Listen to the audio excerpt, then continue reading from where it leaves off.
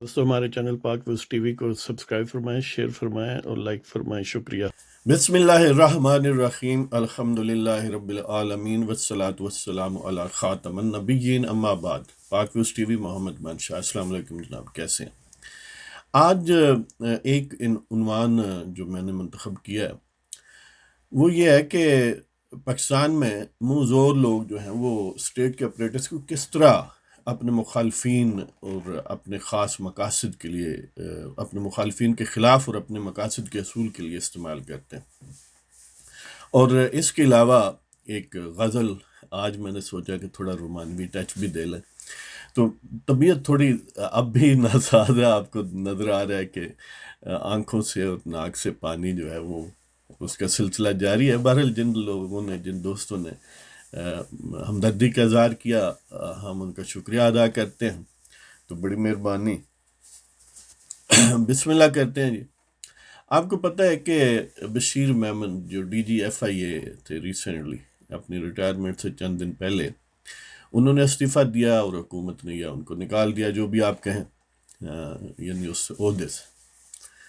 وجہ یہی تھی کہ وہ حکومت چاہتی تھی کہ ان کی مرضی کے مطابق کچھ لوگوں کے خلاف ایف آئی اے ایکشن لے، یعنی وہ چاہتے ہیں کہ شاید نیب جو ہے وہ گویا کافی نہیں ہے، وہ جو جسٹس جاوید اقبال ریٹائرڈ ہیں، یعنی وہ گھوم صاحب جو چیئرمین نیب ہیں، شاید وہ ناکافی ہیں، اس لیے ایف آئی اے کو بھی مزید ایکٹیو کرنا چاہیے۔ بہرحال وہ ولنگ نہیں تھے، تو پھر ان کو چینج کر دیا گیا، تو جو زیادہ ڈوسائل ہوگا، جو زیادہ تابعدار ٹائپ ہے، اس کو انسٹال کر لیا۔ وہی صاحب جو جے آئی ٹی میں ٹرک لوڈ آف ایویڈنس کے ساتھ، لیکن الٹیمیٹلی کیا ہوا پاناما کیس میں کہ 10,000 جو ہیں وہ اپنے بیٹے سے نہیں لیے، لہٰذا صادق و امین نہیں ہے، اور اس کے نتیجے پر پھر ظاہر اور معاملات اس طرح۔ نیب جو ہے اس نے آپ کو پتہ ہے کہ آج شہباز شریف اور فیملی کے ایسٹس جو ہیں وہ فریز کیے ہیں ڈی جی نیب لاہور کے آرڈرز کے تحت۔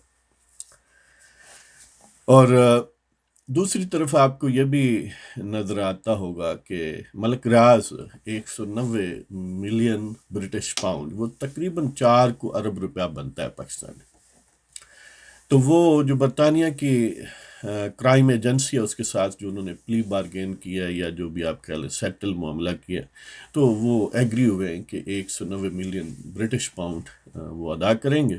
ظاہر ہے بہت ساری نقدی کی صورت میں ہے، بہت ساری وہاں پراپرٹی ہے، تو یہ تو ایک ٹپس آف دی آئس برگ ہے، یہ ٹپ آف دی آئس برگ۔ اب وہ پیسہ کیسے بیرون ملک گیا ہے کوئی نہیں پوچھے گا جی، یہ مقدس لوگ ہیں۔ ملک ریاض مقدس ترین آدمیوں میں سے ایک ہے، جس پر اس قوم کا اجماع ہے کہ فوجی جنرلز یا بریگیڈیئر کرنلز وغیرہ تو اس کا بیگ اٹھانا اپنا اعزاز سمجھتے ہیں، اس کے ترجمان یا اس کے جو اسسٹنٹ ٹائپ لوگ ہیں وہ عموماً ریٹائرڈ فوجی ہوتے ہیں، یا بعد کا تو ریٹائرڈ جج بھی ہو سکتے ہیں، کیونکہ وہ اپنے اشاروں میں لکھتا ہی ہے کہ ودن 6 months یا 1 year جو ریٹائرڈ اس رینک سے ہے تو وہ اپلائی کرے یا وہ وغیرہ وغیرہ۔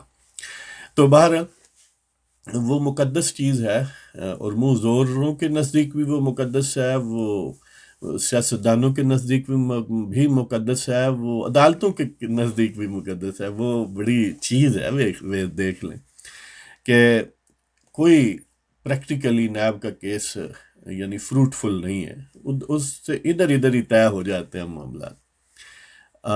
یعنی 460 ارب کی ڈیل جو اس نے سپریم کورٹ میں کی، اور بہت ساری قسطوں کی صورت میں، یعنی جہاں سے کوئی 3500 یا 4000 ارب کے قریب فائدہ تھا، وہاں سے 460 جو ہیں وہ دے کر، اور وہ بھی قسطوں میں اوور 7 years۔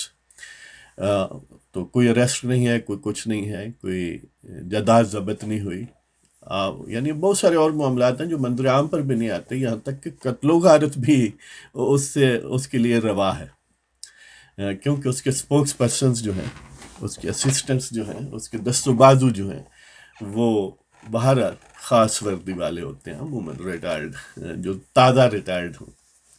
لہذا کوئی ان کے خلاف نیب کا کیس نہیں بنے گا کہ بھئی آپ برطانیہ میں کیسے یہ پیسے لے کر گئے، اور ادھر یعنی وہ کیسے کیا میکانزم تھا کمانے کا اور وہاں بھیجنے کا. اسی طرح وہاں پر سنا ہے کہ نیکسٹ مووی جو ہے وہ علیم خان اور فیصل واڈا کے متعلق ہے. ان کی بھی پراپرٹی جو ہے وہاں پر کئی پراپرٹیز ہیں اور نیشنل کرائم ایجنسی جو ہے ان کو بھی دیکھ رہی ہے اور اس طرح کے اور معاملات. لیکن انہیں یہ کوئی نہیں پوچھے گا کہ آپ نے بیرون ملک منی لانڈرنگ کیسے کی ہے. دیکھیں خان صاحب تو صادق و امین ہے، لیکن 37 ایکڑ پر مشتمل گھر جو ہے وہ منی لانڈرنگ کے بغیر ہی انہوں نے بنا لیا، اگرچہ کاروبار نہیں ہے کوئی. ہے جی، یہ جادوگر لوگ ہیں. اور موجودہ یعنی جو سیٹ اپ ہے، ظاہر ہے اس وقت اپوزیشن کے خلاف ایک نئی سمجھ لیں کہ ویو ہے، اور اس کے دو مقاصد ہیں. ایک تو یہ ہے کہ لیجسلیشن جو آ رہی ہے یا یہ جو الیکشن کمیشن کے معاملات ہیں ان پر اپوزیشن کو توڑنا اور ان کو پریشرائز کرنا. اور دوسرا یہ ہے کہ جو فیلنگ ہے موجودہ سیٹ اپ میں خان صاحب کی حکومت میں کہ شاید یہ آخری ہفتے یا آخری مہینے ہے، تو اس میں جو بھی یعنی ہم سے ہو سکتا ہے ال ول یا جو بھی کینہ شتر جو ہے اس کا استعمال کر لیا جائے. لہٰذا لیکن دوسری طرف یعنی یہ ایک ڈبل گیم ہے کہ جو پاورز ہیں جو موزور ہیں، ایک بیہائنڈ دی سین ان کی ڈیلنگز چل رہی ہیں، اور ایک اوپر سے یہ صاحب جو ہیں بعض اوقات مایوس ہو کے کہ دیکھیں مجھ سے پرے پرے ہی ڈیل ہو رہی ہے، تو یہ اس قسم کی یعنی اپنی مینوورنگ کرتے ہیں. تو بہرحال یہ سلسلہ یعنی دوسری ایک طرف شہباز شریف کی آشیانہ کیس میں بیس لیس وہ معاملہ تھا، تو وہ نعیم بخاری گیا سپریم کورٹ میں نیاب کی طرف سے گیا تو ان کی ضمانت کینسل کروانے تھا، لیکن پھر اپنا وہ پلی جو ہے وہ واپس لے لی، اس لیے کہ اس میں کوئی بات نہیں تھی، وہ گویا ایک مذاق نہ ٹائپ صورتحال پیدا ہو گئی. تو یہ اسی طرح مفتاح اسماعیل LNG میں خاقان عباسی کے متعلق اب گویا ریفرنس جو ہے وہ یعنی دائر کیا جا رہا ہے. یعنی مزے کی بات یہ ہے کہ شہباز شریف کے خلاف جس کیس میں یہ ایسٹس فریز کیے گئے اس کا کوئی ریفرنس فائل نہیں ہوا اور نہ ہی وہ مفرور ہیں، لیکن پھر بھی برکت کے طور پر یہ کیا گیا. لیکن 15 دن کے لیے عام طور پر یہ ہوتا ہے، اور 15 دن میں اگر عدالت کنونس نہ ہو تو یہ ختم ہو جاتا ہے. اور موجودہ جو ویلنگ ڈیلنگ بیہائنڈ دی سین ہے، ظاہر عدالت مطمئن نہیں ہوگی موسٹ پروبیبلی، اگر ہوگی بھی تو ٹل certain things become clear and settled behind the scene. تو بہرحال یہ ایک افسوسناک صورتحال ہے کہ اسٹیٹ کے اپریٹس کو ذاتی سکورز کے لیے سیٹل کرنے کے لیے استعمال کرنا، یہی ایک سیکیورڈنیس پیدا کرتا ہے، یہی اس اسٹیٹ کے اگینسٹ کام کرتا ہے یہ ٹرینڈ جو ہے. لہذا پاکستان کبھی اسٹیبل نہیں رہتا، ہمیشہ فلوئڈ صورتحال، سیاسی عدم استحکام. اور آپ کو پتہ ہے کہ 3 سال کی ایکسٹینشن لینے کے لیے ملک کا ستیہ ناز پھر جائے تو ہو کیئرس جی.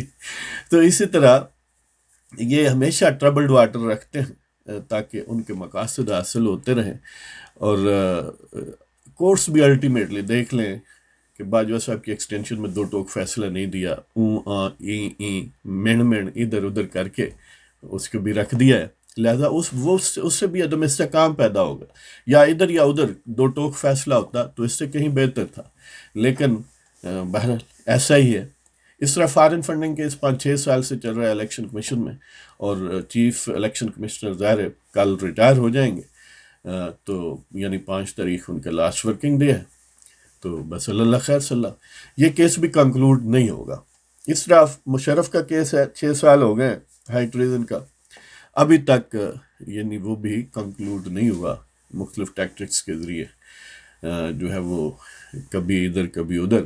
اور اب تو حکومت گویا مشرف ہی کی ہے اور وہ وتھڈرا کرنا چاہتی ہے، یہاں تک معاملہ ہے. اور پہلے پروسیکیوشن ٹیم کو ڈسالو کیا، اور پھر آپ کو پتہ ہے اسلام آباد ہائی کورٹ اور اس فیصلے کو پریمپٹ کیا گیا جو اسپیشل کورٹ نے سنانا تھا 28 نومبر کو. اب ظاہر ہے 5 تاریخ تک ان کے پاس پھر ٹائم ہے، تو وغیرہ وغیرہ. یعنی یہ قابل افسوس معاملہ ہے. اور اس کی جڑ جو ہے وہ بہرحال GHQ جو سومناتھ کا مندر ہے راول پنڈی میں، یہ انسٹیبلٹی اور عدم استحکام جو پاکستان میں ہے، اس کا المسائل، اس کی جڑ وہاں پر ہے. یعنی یہ فاؤنٹین ہیڈ جو ہے اس بیماری کا، جو الخبائث ہے، یہ وہاں لوکیٹڈ ہے، ایپی سینٹر وہاں ہے. لیکن ظاہر ہے اس کے لیے لوگ کوشش کرتے ہیں، سیاستدان کوشش کرتے ہیں، کبھی فلی چارج ہوتے ہیں، کبھی پھر کمپرومائز کرتے ہیں. تو یہ اس طرح کا سلسلہ جاری رہتا ہے. تو اللہ کرے کبھی یہ معاملات اینڈ ہوں اور پاکستان کو بالکل یعنی اس کا پورا جو پوٹینشیل ہے. یقین جانے جب پاکستان بنا تھا یہ دنیا کی سب سے بڑی مسلم مملکت تھی، یعنی آبادی کے اعتبار سے. آج بھی اگر پاکستان موجود ہوتا اسی سٹائل میں تو آج کم و بیش 40 کروڑ لوگوں کا یہ ملک سب سے بڑا مسلم ملک ہوتا پوری دنیا میں، اور رقبے کے اعتبار سے بھی بہت بڑا ملک اب بھی ہے، تب بھی اور ہوتا. اور پھر آپ دیکھتے کہ اس کا کتنا یعنی سٹیٹس ہوتا انٹرنیشنل کمیونٹی میں اور خاص طور پر مسلم ورلڈ میں.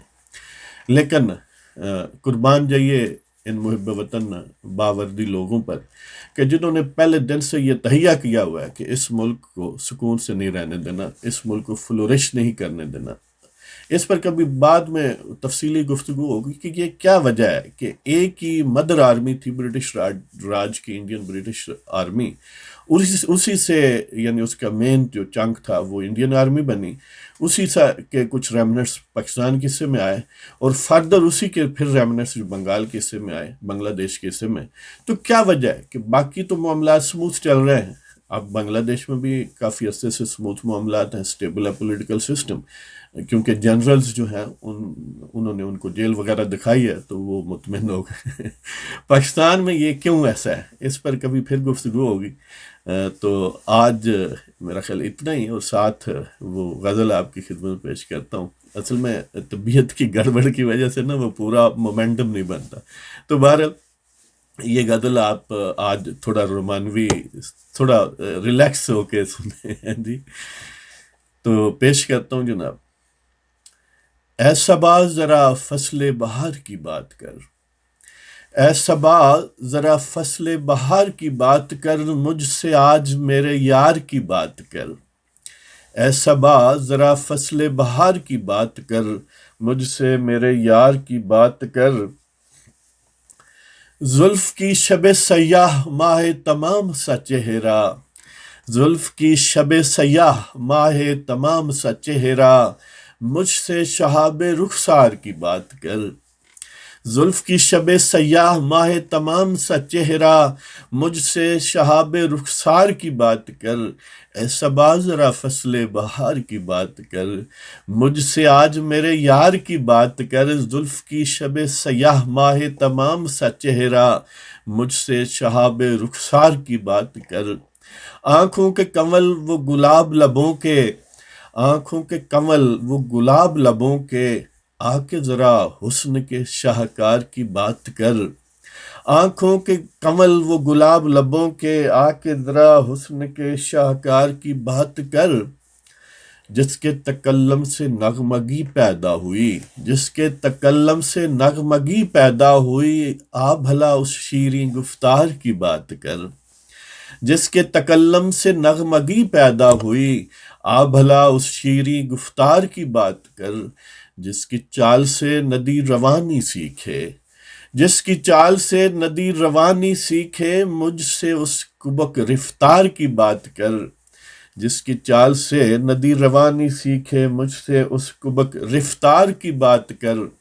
جس کے اشوا و ادا سے غم کا فور ہو، جس کے اشوا و ادا سے غم کافور ہو، ذرا اس دل نشیں غم گسار کی بات کر. جس کے اشوا و ادا سے غم کافور ہو، ذرا اس دل نشیں غم گسار کی بات کر. اے صبا ذرا فصل بہار کی بات کر، مجھ سے آج میرے یار کی بات کر. زلف کی شب سیاہ ماہ تمام سا چہرہ، زلف کی شب سیاہ ماہ تمام سا چہرہ، زلف کی شب سیاہ ماہ تمام سا چہرہ، مجھ سے شہاب رخسار کی بات کر. آنکھوں کے کنول وہ گلاب لبوں کے، آ کے ذرا حسن کے شاہکار کی بات کر، جس کے تکلم سے نغمگی پیدا ہوئی، آ بھلا اس شیریں گفتار کی بات کر، جس کے چال سے ندی روانی سیکھے، مجھ سے اس کبک رفتار کی بات کر، جس کے عشوہ و ادا سے غم کافور ہو، ذرا اس دل نشیں غم گسار کی بات کر۔ تو یہ تھی جناب آپ کی خدمت میں آج غزل۔ تو آپ نے نوٹ کیا ہوا ہوگا کہ عام طور پر شعراء آخری شعر میں اپنا تخلص استعمال کرتے ہیں۔ میرا کیونکہ تخلص ہے کوئی نہیں، لہذا میں استعمال بھی نہیں کرتا۔ تو یہ بھی سمجھ لیں ایک نیا ٹرینڈ ہے۔ تو اجازت چاہتا ہوں۔